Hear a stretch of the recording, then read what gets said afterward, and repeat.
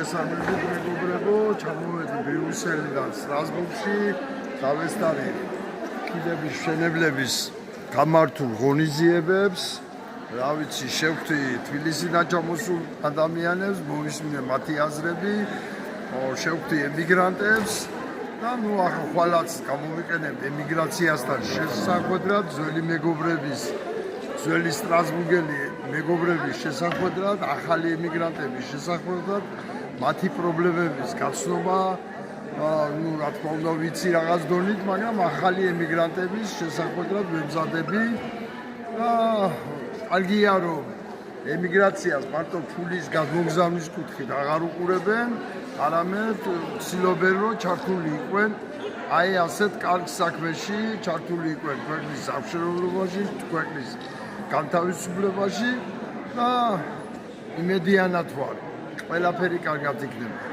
ცეცხლი ოლიგარქიას გაუჩნდება აუცილებლად. მადლობთ ყურადღებისათვის.